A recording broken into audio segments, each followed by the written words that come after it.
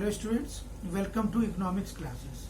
Dear students, we have finished the shift in demand curve, and today we will discuss the difference between based on the shift in demand curve. We have already finished one question.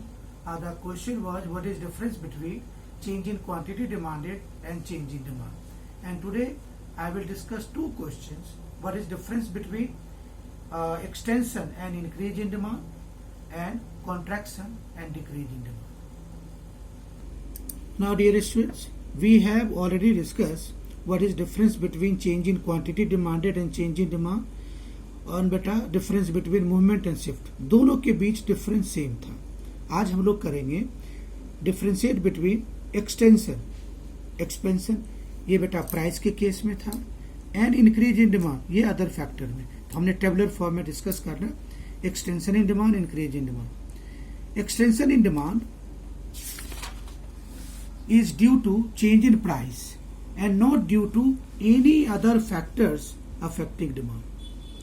And increase in demand, it is due to change in price but due to other factors affecting demand like income, prices of related goods.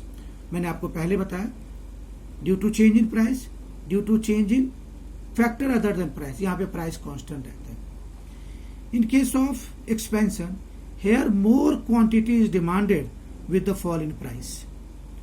Here at the same price more quantity is demanded, तभी तो बेटा increase होगा. Here we move downward along the same demand curve. Here the demand curve shift to the right. Here the quantity demanded changes. Here the demand changes.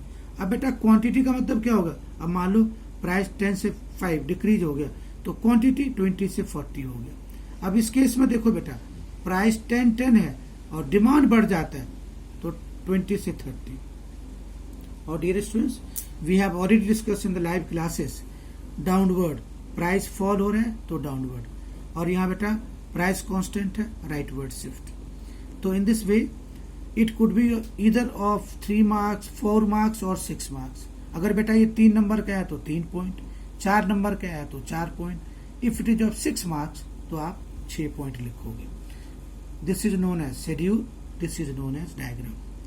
Now based on this the another concept is contraction in demand and decrease in demand. अब ये बेटा price के चलते हैं, ये factor other than price का है, तो इसका डिफरेंस देखते हैं बेटा.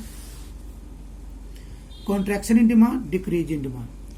Contraction in demand is due to change in price and not due to change in any factor affecting demand. Decrease in demand is not due to change in price but due to other factors affecting demand like income, tastes and preferences. मैंने आपको क्या बताया?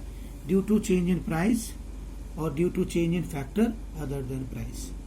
अब contraction है, here less quantity is demanded with rise in price, क्योंकि demand contract हो रहा है, डिमांड कम हो रहा है. Here at the same price less quantity is demanded. Third, here we move upward along the same demand curve. Here the demand curve shifts to the rightwards. Here the quantity demanded changes and here the demand changes. तो बेटा flow chart will help you a lot. अब बेटा tabular presentation is very very important. अब price देखो बेटा, price बढ़ रहा है तो डिमांड कम हो रहा है. यहाँ प्राइस कांस्टेंट है तब भी डिमांड कम हो रहा है. इसका मतलब जो डिमांड कम हो रहा है वो प्राइस के चलते नहीं हो रहा है, it is due to others. अब बेटा देखो अपवर्ड, अपवर्ड कब होगा? जब प्राइस बढ़ेगा तो डिमांड कम हो गया तो upward.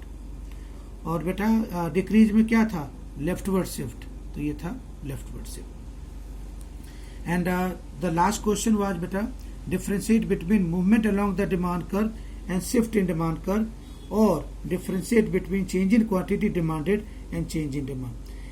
We have discussed change in quantity demanded and change in demand, but for you the third question would be differentiate between movement along the demand curve and shift in demand curve.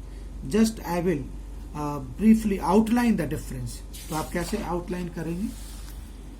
पहले बेटा meaning, movement shift और diagram. In this way Today you will write down the 3 questions. Question number 1, what is difference between expansion and increase in demand? Question number 2, what is difference between contraction and decrease in demand? And question number 3, what is difference between movement along the demand curve and shift in the demand curve? That's all for today. Thank you.